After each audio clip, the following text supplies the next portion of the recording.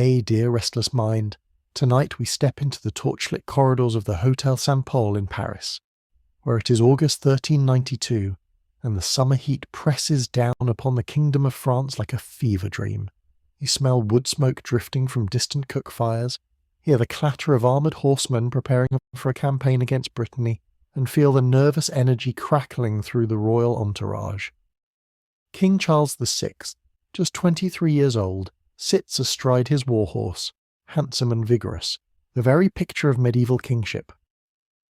But something is wrong. His eyes dart too quickly, his hands tremble on the reins. The courtiers whisper that he has not slept in days, that strange fears grip him without warning. You stand among the servants and minor nobles, watching history prepare to fracture like a dropped mirror. And here is your gentle warning, dear listener. If you had lived through what France is about to endure, you probably would not have survived the famines, the plagues, the roving bands of soldiers, or the simple heartbreak of watching a kingdom eat itself alive. So perhaps be grateful you experienced this from the safety of your pillow tonight. Before we wander deeper into this tale of shattered minds and shattered nations, do leave a comment telling me where you are listening from and what time it is there. Are you tucked into bed in Lyon as midnight approaches? Scrolling through from a quiet apartment in Toronto at 3 a.m? Let me know which corner of the world joins us for this journey through royal madness. And if tales of kings who lost their grip on reality fascinate you, consider subscribing so you never miss another bedtime descent into history's strangest corridors. Now settle in, let your breathing slow, and let us watch a glass king crack. The forest of Le Mans stretches around you, dense and green under the August sun, as King Charles VI leads his army south. You ride somewhere in the long column of knights, squires and foot soldiers, dust coating your throat, when suddenly a ragged figure bursts from the tree line. He's a leper, or perhaps simply a madman, and he seizes the bridle of the king's horse with surprising strength. His words echo through the column like a curse. "Ride no further, noble king, you are betrayed!" The guards drag him away, but you see something change in Charles's face. His cheeks flush, his jaw tightens, the heat is oppressive, the clang of armour against armour relentless, and the king has been ill, feverish, unstable for weeks. You watch him ride onward, but his movements grow jerky, mechanical, wrong. Then it happens. A page drops a lance behind you, the metal clanging against a helmet, and Charles VI wheels his horse with the speed of a striking snake. His sword is out. His eyes see enemies everywhere. He charges into his own entourage, cutting down knights, slashing at anyone within reach. 4 men die before his companions can restrain him. The King of France has gone mad in the forest, and you realize with dawning horror that this is not a momentary break. This is the beginning of the end. Charles collapses into a coma that lasts 2 days, and when he wakes, he does not remember what he has done. But France will remember. France will bleed for the next 30 years because of this moment. You find yourself in the months and years that follow watching a kingdom attempt the impossible task of governing around a king who slips in and out of sanity like a man walking through fog. Sometimes Charles is lucid, charming, capable of conducting state business and recognizing his own family. Other times he runs howling through the corridors of his palaces, convinced that assassins lurk behind every tapestry. He refuses to bathe for months at a time. His clothes rot on his body. He does not recognize his wife, Queen Isabeau, and screams that she is an impostor trying to poison him. Servants must approach him with elaborate caution, never making sudden movements, never raising their voices. The court becomes a strange theatre of managed madness. Everyone pretending that the king might recover tomorrow, next week, next year. He never truly does. The delusion that captures the popular imagination, and which you hear whispered by servants and nobles alike, is Charles's conviction that he is made of glass. You observe him refusing to be touched, shrinking from embraces, demanding that iron rods be sewn into his clothing to prevent his fragile body from shattering. He will not allow anyone to sit too close. He moves with the exaggerated care of a man carrying his own skeleton in a basket. Modern historians debate whether this specific delusion was real, or exaggerated by later chroniclers, but something very like it clearly gripped him. The King of France believes himself so fragile that a careless bump might crack him into 1,000 pieces. The irony, of course, is that his kingdom proves to be the fragile thing, and it is already beginning to shatter around him. Power abhors a vacuum, and you watch the vacuum around Charles VI fill with ambitious men who hate each other. The king's brother, Louis, Duke of Orleans, grasps at the reins of government with one hand while reaching for Queen Isabeau with the other. Rumours of their affair swirl through Paris like autumn leaves. Meanwhile, the king's cousin, John the Fearless, Duke of Burgundy, believes he has an equal or better claim to control the realm. These two men, Orleans and Burgundy, circle each other like wolves, their rivalry growing more venomous with each passing year. You stand in the streets of Paris on a November night in 1407 when the situation reaches its bloody climax. Louis of Orleans leaves the Queen's residence, riding through the dark streets with a small escort, when armed men pour from an alleyway. They hack him from his horse, cave in his skull with an axe, sever his hands, and scatter his brains across the cobblestones.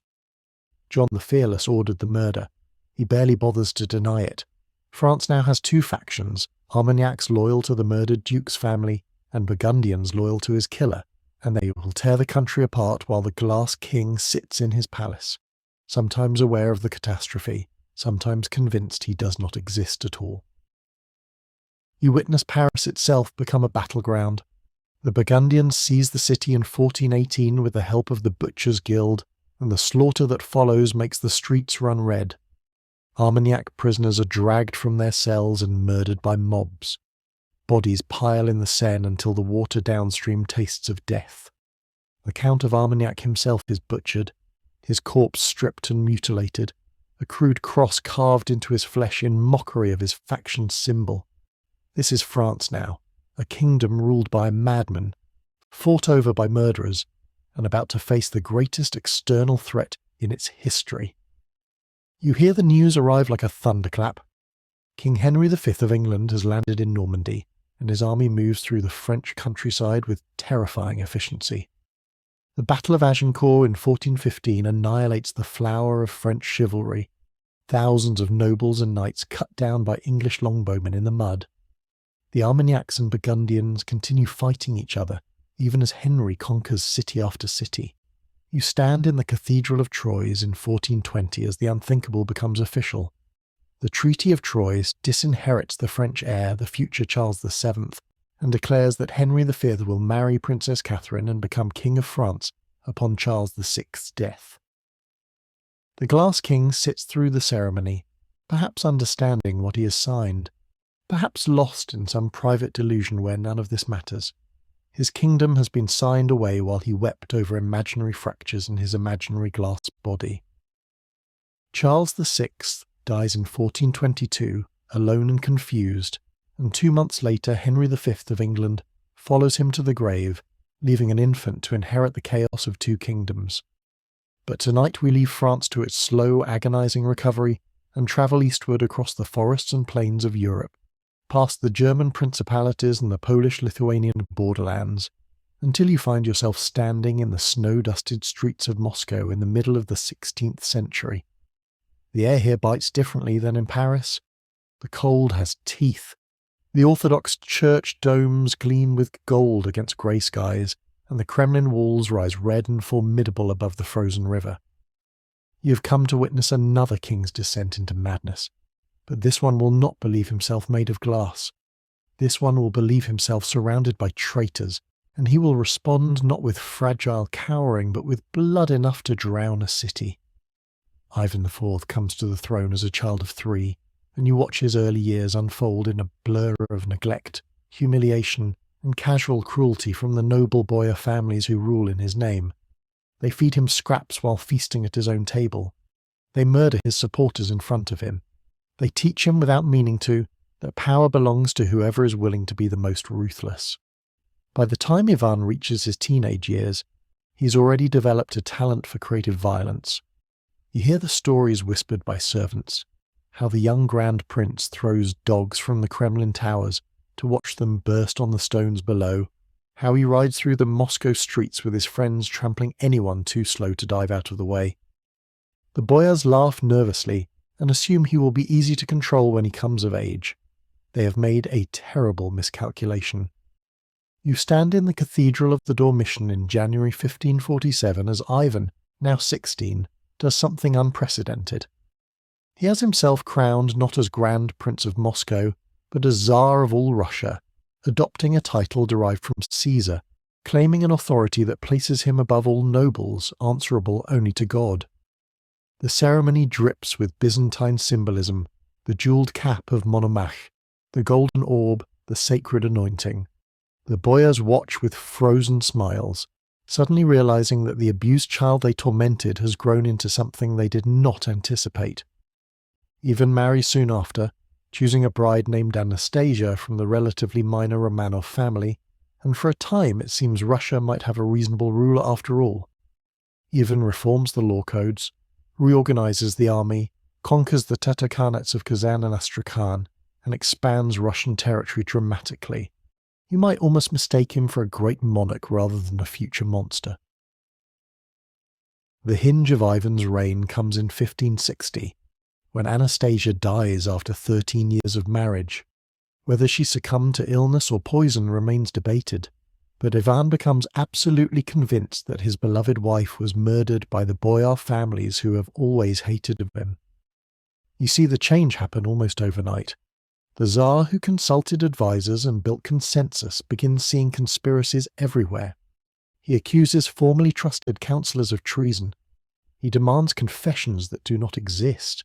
His letters grow longer, more paranoid, more filled with theological justifications for why God wants him to destroy his enemies.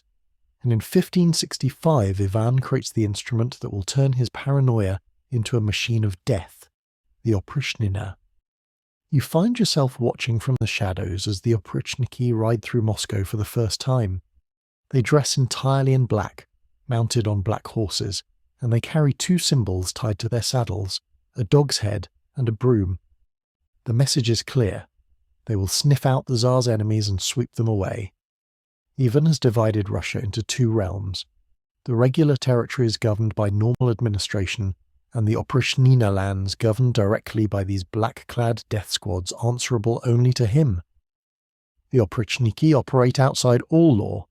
They can arrest anyone, confiscate any property, execute any suspected traitor without trial. They take oaths of absolute loyalty to Ivan, renouncing their families, their past connections, their basic humanity.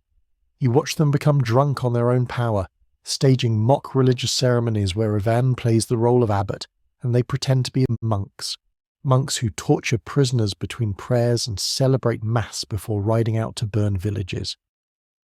The culmination of the oprichnina's terror comes in 1570, and you travel north to the ancient trading city of Novgorod to witness it. Ivan has become convinced, based on flimsy evidence possibly manufactured by his own agents, that the city's leaders plan to defect to Poland-Lithuania. His response is not arrest and trial. His response is annihilation. You watch the oprichniki seal every road out of the city. You hear the screams begin as they work through Novgorod neighbourhood by neighbourhood, street by street, house by house. Entire families are bound together and thrown through holes in the ice of the Volkhov River. Mothers clutch infants as they plunge into the black water. Those who somehow claw their way back up are pushed under with poles until they stop struggling. The massacre continues for 5 weeks. Churches are looted, icons smashed, priests tortured to reveal non-existent treasures. Estimates of the dead range from 15,000 to 60,000 in a city that probably held fewer than 30,000 people, suggesting the oprichniki killed refugees and rural populations as well. You stand at the riverbank watching bodies float downstream until the water seems more corpse than current, and you understand that this is not warfare or even tyranny in any normal sense. This is a kingdom consuming itself because its ruler cannot stop seeing enemies in every shadow. Ivan eventually disbands the oprichnina in 1572, but the damage extends far beyond the immediate deaths. The best administrators have been killed or exiled. The noble families who might have provided stable governance have been decimated. The economy has been shattered by confiscations, and the destruction of trading cities like Novgorod. Russia stumbles through the remaining years of Ivan's reign like a wounded animal, still dangerous but bleeding from 100 self-inflicted cuts. And then, in 1581, Ivan delivers the blow from which his dynasty will never recover. You find yourself in the Kremlin, in the Tsar's private chambers, where an argument has erupted between Ivan and his eldest son, also named Ivan. The younger Ivan is the capable heir, the one hope for stable succession, and he has confronted his father about the Tsar's brutal treatment of his pregnant wife. You watch the old Tsar's face contort with rage at being challenged. His iron-tipped staff swings before anyone can intervene. The blow catches his son on the temple. The heir to Russia collapses, blood pooling beneath his head. Ivan spends the next several days cradling his dying son, howling with grief. But the damage is done. When the Tsar himself dies 3 years later, the throne passes to his other son, Fyodor, who is gentle and pious and completely incapable of ruling. Russia slides toward the catastrophic interregnum known as the Time of Troubles, famines, pretender Tsars, Polish invasion, near total collapse of the state. The Glass King of France merely shattered his own realm. Ivan the Terrible methodically smashed Russia with his own hands and then crushed his future beneath his staff. The snow melts as you travel westward from Russia, crossing the Baltic Sea on a merchant vessel that pitches and rolls through the grey northern waters. You pass islands thick with pine forests, spot the distant spires of coastal towns, and finally make landfall in the Kingdom of Sweden during the 1560s. The air here smells of salt and timber, and the court you are about to enter glitters with Renaissance sophistication in a way that Moscow never quite managed. Sweden is rising, ambitious, hungry for European recognition, and its young king seems perfectly designed to lead it into a golden age. Eric XIV speaks multiple languages fluently. He paints, he composes music, he studies mathematics with genuine passion, and corresponds with scholars across the continent. You might think, after witnessing the crude brutality of Ivan the Terrible, that you have found a civilized monarch at last. You would be terribly, fatally wrong. This king's madness wears a velvet doublet and quotes Latin philosophy while ordering murders. Eric comes to the throne in 1560, inheriting a Sweden that his father, the formidable Gustav Vasa, had transformed from a minor Scandinavian territory into a genuine power. But Gustav also left behind a poisonous legacy of fraternal rivalry. Eric has 3 younger half-brothers, each granted semi-independent duchies, each potentially dangerous. The new king knows his history well enough to understand that brothers frequently kill kings, and this knowledge begins eating at him from his very first day on the throne. You observe him in council meetings, watching how his eyes flick toward doorways, how his fingers drum on the table when advisors speak too long, how he sometimes pauses mid-sentence as if listening to voices no one else can hear. The brilliance is genuine, so is something darker growing beneath it. Eric's foreign policy ambitions reveal both his intelligence and his instability. He decides that Sweden needs a prestigious marriage alliance, and he sets his sights improbably high on Elizabeth I of England. You find yourself reading the letters he sends to the English Queen, elaborate compositions mixing flattery, philosophy, and increasingly desperate proposals. He sends his brother John as an ambassador, then suspects John of sabotaging the negotiations for his own advantage. The English match never materializes, and Eric's attempts to secure other royal brides prove equally fruitless. Each rejection feeds his paranoia. Each failed negotiation confirms his suspicion that enemies conspire against him. The courts of Europe, he becomes convinced, laugh at Sweden behind his back, and perhaps they do, which makes his paranoia all the more difficult to dismiss as pure delusion. The situation with his brothers deteriorates into open conflict. John, the brother he sent to England, has married a Polish princess without royal permission, entangling Sweden in exactly the kind of foreign alliance Eric wanted to control himself. You watch the king's response escalate beyond all proportion. John and his wife are arrested, imprisoned in harsh conditions, and Eric begins speaking of execution. The other brothers grow frightened, wondering if they will be next. The Swedish nobility, many of whom have closer ties to the dukes than to the increasingly erratic king, begin to whisper about alternatives. Eric hears those whispers, or imagines he hears them, and the whispers blend with the genuine plots until he can no longer distinguish between real threats and phantoms of his own creation. Remember how even the terrible saw traitors everywhere after Anastasia's death? Eric needs no such catalyst. His mind manufactures conspiracies as naturally as it composes music.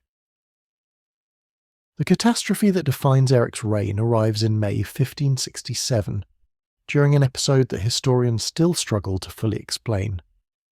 The king has become convinced that members of the powerful Sture family are plotting his overthrow. He has them arrested on flimsy charges, imprisoned in Uppsala Castle, and interrogated without meaningful evidence. You stand in the castle corridors as the situation spirals out of control. Eric descends to the cells where the Stures are held, accompanied by guards, his behaviour growing more agitated by the moment.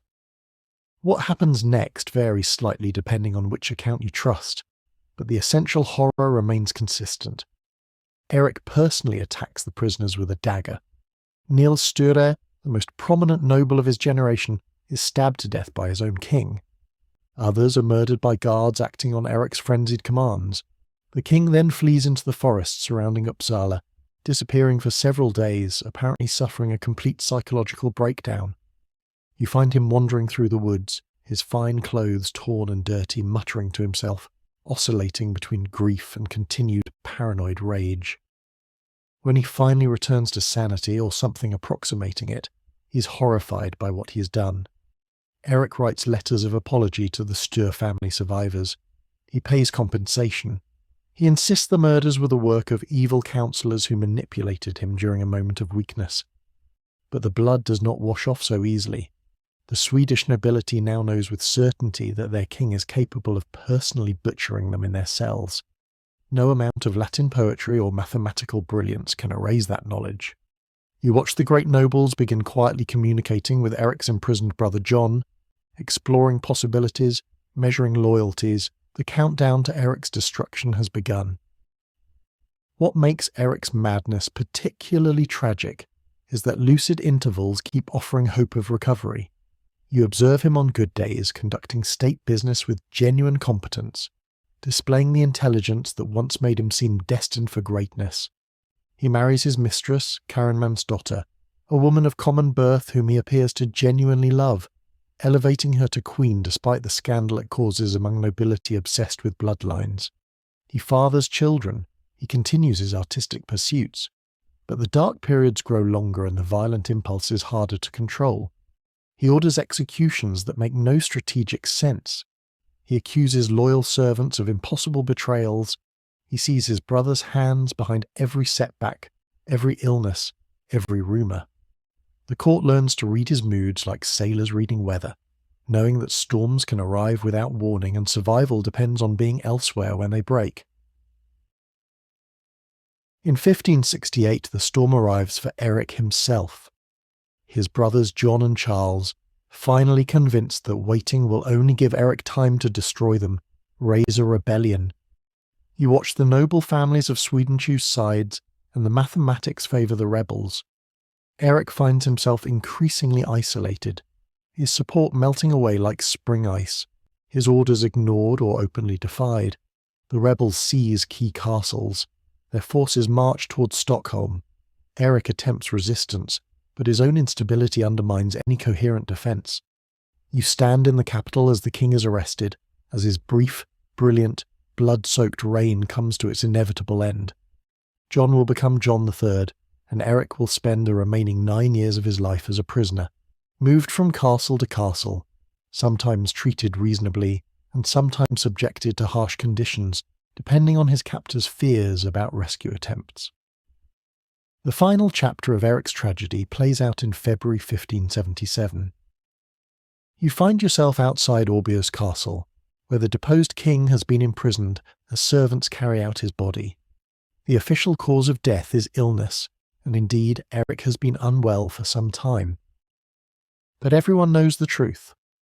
The soup he ate contained arsenic, almost certainly administered on the orders of his brother John, who has grown tired of the perpetual threat that Eric might become a rallying point for dissent. The Renaissance prince who read philosophy and wooed queens dies poisoned like a rat, the last victim of his own dynasty's murderous paranoia. Sweden survives and eventually thrives under later rulers, but the lesson of Eric XIV lingers in the northern air, that brilliance and madness often share a throne, and kingdoms pay the price when the balance tips toward darkness. You sail south from Sweden across the narrow straits, watching the Danish coastline emerge from the morning mist, and make landfall in Copenhagen during the 1760s. The city spreads before you in orderly Enlightenment elegance, its streets cleaner than the medieval tangles of Paris or Moscow, its architecture reflecting a kingdom that considers itself thoroughly modern and rational. Denmark-Norway stretches across a vast northern empire, from the fertile farmlands of Jutland to the frozen reaches of the Arctic, and its absolute monarchs have generally been competent administrators who keep the machinery of state running smoothly. You might expect, after the theatrical violence of Ivan and Eric, that this sensible Scandinavian kingdom would offer respite from royal madness. Instead, you're about to witness something perhaps more disturbing than outright tyranny, a throne so empty of functional authority that an ambitious commoner can simply walk in and take control of an entire nation. Christian VII becomes king in 1766 at the age of 17, and from your very first observation of him, you sense that something is profoundly wrong. He's thin, pale, and possesses a strange restless energy that expresses itself in compulsive behaviours no courtier can explain. You watch him during formal audiences as he twitches, grimaces, and occasionally slaps himself with surprising force. His conversation veers wildly between topics, sometimes brilliant and sometimes pure nonsense. He shows no interest in governing but tremendous enthusiasm for Copenhagen's brothels and drinking establishments. The royal councillors exchange worried glances. They have seen difficult kings before, but Christian seems less like a monarch with bad habits than like a puppet whose strings have been cut, flopping through the motions of kingship without any internal coherence holding him together. The marriage arranged for Christian reveals the full scale of the problem. His bride is Caroline Matilda, sister of King George III of England, a spirited and intelligent 15-year-old girl sent to cement an alliance between Denmark and Britain. You attend the wedding celebrations and observe the young queen's face as she realizes what she has married. Christian ignores her almost completely, preferring the company of his dissolute friends and particularly a former prostitute named Stovlek Catherine, whom he has elevated to a position of bizarre influence at court. When Christian does pay attention to Caroline Matilda, he oscillates between cold indifference and something approaching cruelty. The marriage produces an heir, Crown Prince Frederick, in 1768, but rumours immediately circulate questioning the boy's paternity, not because of any lover the Queen might have taken, at least not yet, but because courtiers wonder whether Christian is even capable of fulfilling his marital duties. The Queen, isolated in a foreign court married to a madman, grows increasingly desperate and lonely. You sense the tragedy building like pressure before a thunderstorm. Christian's mental state continues deteriorating as the 1760s progress. You observe him engaging in behaviours that alarm even the most tolerant courtiers. He roams the streets of Copenhagen at night with disreputable companions, picking fights and vandalising property. He develops an obsession with self-harm, banging his head against walls and furniture until he bleeds. He speaks to invisible companions. He announces grandiose schemes that he abandons within hours. The actual business of ruling Denmark falls to various councillors and ministers who issue orders in Christian's name while keeping the king distracted like a troublesome child. But this arrangement proves unstable, with factions competing for control of the royal signature and no clear authority emerging. Denmark drifts rudderless, its absolute monarch absolutely incapable of performing his function. Into this vacuum steps Johann Friedrich Struensee, and you recognise immediately that this man is unlike anyone else at the Danish court. He is a German physician, an intellectual, a devotee of Enlightenment philosophy who believes in reason, progress, and the radical reformation of society. He arrives in Christian's circle as a court doctor, brought in to manage the king's increasingly obvious mental illness, and he proves remarkably successful at calming Christian's worst episodes. The king becomes dependent on Struensee, trusting him in ways he trusts no one else. You watch the physician's influence grow month by month, his access to the king expanding, his advice increasingly shaping royal decisions. By 1770, Struensee has effectively become the power behind the Danish throne, issuing decrees in Christian's name that reflect his own reformist vision, rather than any coherent royal policy. The reforms themselves are genuinely radical. You witness Struensee abolish torture, end censorship of the press, eliminate most of the nobility's tax exemptions, and secularize education. He attacks corruption, streamlines bureaucracy, and issues over 1,000 cabinet orders in barely 16 months. Modern historians often praise his progressive intentions. These are Enlightenment ideals made policy, the kind of reforms that would take other European nations decades to implement. But Struensee moves too fast, offends too many powerful interests, and makes a catastrophic personal error that transforms political opposition into moral outrage. He becomes Queen Caroline Matilda's lover, conducting an affair so poorly concealed that all of Copenhagen gossips about it. The lonely English princess, ignored by her mad husband, has found genuine passion with the brilliant physician who actually governs her adopted country. She bears a daughter, Princess Louise Augusta, whose parentage fools absolutely no one. You observe the court watching this spectacle with a mixture of fascination and horror, knowing that scandal of this magnitude cannot end quietly. The conservative Danish nobility, already furious about Struensee's reforms that stripped away their privileges, now have the perfect weapon. You stand among the whispering clusters of counts and bishops as they plan their counterstroke. The king's stepmother, Dowager Queen Juliane Marie, emerges as the leader of the conspiracy, determined to destroy Struensee and claim the regency for herself. The conspirators approach Christian during a masked ball in January 1772, finding him in one of his more confused states, and convince him to sign arrest warrants for Struensee and the Queen. Whether Christian understands what he is signing remains unclear. The Glass King of France would have recognised a fellow monarch manipulated by forces he cannot comprehend. By morning, Struensee is in chains, Caroline Matilda is under house arrest, and the brief Enlightenment experiment in Denmark has collapsed into a palace coup. The trial that follows makes no pretence of fairness. You watch as Struensee is subjected to judicial torture, confessing to crimes both real and invented, under the pressure of instruments that he himself had abolished just months earlier. He admits to the affair with the Queen, to exceeding his authority, to essentially ruling Denmark without legitimate power. The verdict is never in doubt.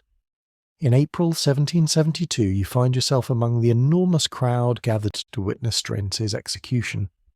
The sentence is medieval in its brutality. His right hand is cut off while he still lives, then he is beheaded, his body broken on the wheel and displayed in pieces as a warning. The progressive reformer who dreamed of rational governance dies like a traitor from a darker century, his Enlightenment ideals splattered across a Copenhagen scaffold. Queen Caroline Matilda escapes execution due to her brother's intervention. George III of England threatens war if Denmark kills a British princess. But she is divorced from Christian, stripped of her children, and exiled to a small German territory where she dies of scarlet fever in 1775, just 23 years old. You attend her modest funeral and reflect on the trajectory that brought an English princess to this lonely end. Married to a madman, in love with a dreamer, destroyed by forces beyond her control. Meanwhile, Christian VII continues as King of Denmark for another 36 years, a ghostly presence shuffled between palaces while regents exercise actual power. He dies in 1808, having spent most of his life as a prisoner of his own broken mind and the ambitious people who found him useful as a signature on documents. Denmark fades behind you as you travel south through the German states, past Hamburg's merchant houses and Hanover's tidy villages, through the dark forests that inspired fairy tales, until you arrive in the Kingdom of Bavaria during the 1860s. The Alps rise like white teeth against the southern horizon, and Munich spreads before you in baroque splendour, its beer halls humming with conversation, its opera houses glowing with gaslight. Bavaria considers itself the most cultured of the German kingdoms, more artistic than militaristic Prussia, more sophisticated than the minor duchies scattered across the map. And the young man who becomes King Ludwig II in 1864 seems perfectly designed to embody Bavarian refinement. He's strikingly handsome, over 6 feet tall, with the kind of romantic brooding features that would make Lord Byron jealous. You observe him at his coronation, just 18 years old, and wonder if perhaps this time you have found a king whose madness will at least be beautiful, rather than bloody. In a sense, you're correct. Ludwig will not murder nobles or sign away his kingdom to foreign powers. He will simply spend so much money building impossible castles that Bavaria will have no choice but to declare him insane. Ludwig's obsessions reveal themselves early, and you recognise the signs of a mind that processes reality through filters most people cannot access. He attends his first performance of Wagner's Lohengrin at age 15 and emerges transformed, convinced he has witnessed not merely an opera, but a revelation of how life should be lived. Knights, swans, medieval romance, mythological heroes, these become more real to Ludwig than budget meetings and diplomatic correspondence. When he becomes king, one of his first acts is to summon Richard Wagner, who's hiding from creditors in Vienna, and become the composer's patron with the devotion that borders on religious fervour. You watch Ludwig attend performance after performance, sitting alone in the royal box, sometimes demanding that entire operas be staged for him without any other audience. The court worries about this peculiar friendship between the young king and the older, married, perpetually bankrupt composer, but Ludwig seems incapable of ordinary human relationships. He prefers the grand passions of Wagnerian drama to the messy compromises of actual interaction. The political reality of Bavaria during Ludwig's reign makes his detachment particularly problematic. You witness the catastrophic Austro-Prussian War of 1866, where Bavaria chooses the losing side and must pay massive reparations to Prussia. Then comes the Franco-Prussian War of 1870, where Bavaria is essentially forced to support Prussia, leading to the creation of the German Empire with the Prussian king as Kaiser and Bavaria reduced to a subordinate state. Ludwig should be fighting for his kingdom's independence, negotiating to preserve Bavarian sovereignty, building alliances to resist Prussian dominance. Instead, he retreats deeper into fantasy. You find him wandering the halls of his palaces at night dressed as Lohengrin, ordering servants to participate in elaborate medieval pageants, taking midnight sleigh rides through the forests while imagining himself as the Sun King reborn in the Alps. The castle building begins as what seems like a reasonable royal hobby. Many monarchs construct palaces after all. But Ludwig's projects quickly spiral beyond anything Europe has seen since Versailles, and he lacks the vast resources that allowed Louis XIV to reshape France around his ego. You visit the construction site of Neuschwanstein, perched impossibly on a crag above the village of Hohenschwangau, and understand immediately that this is not architecture but hallucination made stone. Every room recreates scenes from Wagner's operas. The throne room, never completed, was designed to evoke the Grail Hall from Parsifal. The Singers' Hall reproduces the setting of Tannhauser. Medieval imagery covers every surface, but this is not authentic medieval construction. It is a theatrical set built with modern engineering and funded by loans Ludwig will never be able to repay. The irony is palpable. Neuschwanstein will eventually become one of the most photographed buildings on Earth, the inspiration for Disney's Sleeping Beauty castle, a symbol of fairy tale romance. But while Ludwig builds it, it is slowly destroying his kingdom's finances and his own credibility as a functional monarch. Neuschwanstein is merely the beginning. You travel to Linderhof, where Ludwig constructs a baroque jewel box of a palace, with a Venus grotto complete with artificial waves and coloured electric lighting, cutting-edge technology used to create elaborate fantasy environments where Ludwig floats in a golden boat pretending to be Lohengrin. Then there is Herrenchiemsee, built on an island in the Chiemsee Lake, intended as an exact replica of Versailles but somehow even more excessive than the original. The Hall of Mirrors stretches even longer than its French inspiration. The bedroom centres around a vast bed that requires years to embroider and costs more than most Bavarians will earn in a lifetime. You watch the bills pile up, each more astronomical than the last. Ludwig borrows from private banks, from other German rulers, from anyone willing to extend credit to a king. He promises to economise, then immediately commissions another throne room or another golden swan. His ministers present desperate reports showing that the kingdom teeters on bankruptcy, and Ludwig responds by planning a fourth castle, Falkenstein, that would perch even higher in the Alps than Neuschwanstein. The crisis that finally destroys Ludwig arrives in 1886, when his creditors threaten to seize royal property to recover their loans.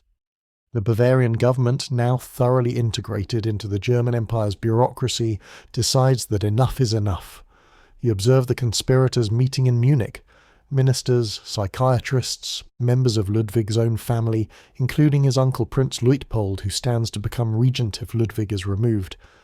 They compile a medical report declaring the king insane, though none of the 4 psychiatrists who sign it have ever actually examined Ludwig. The evidence consists of servants' gossip, reports of eccentric behaviour, and the undeniable fact that he has spent Bavaria into near-bankruptcy building fantasy castles.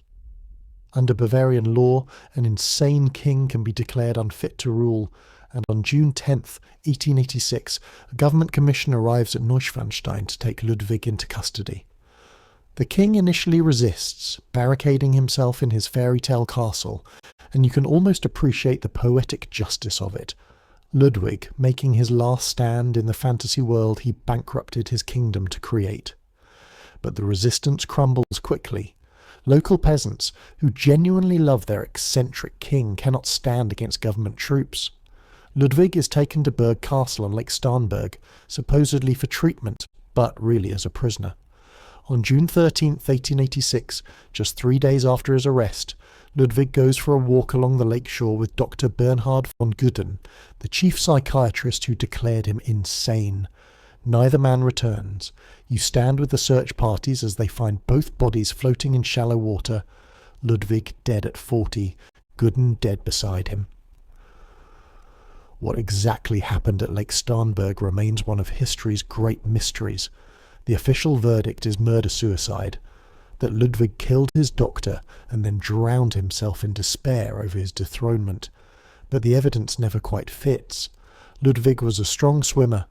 The water where he died barely reached chest height. Some witnesses report signs of struggle on Gudden's body. Others claim Ludwig's watch stopped at a different time than officially recorded, suggesting he died earlier or later than claimed.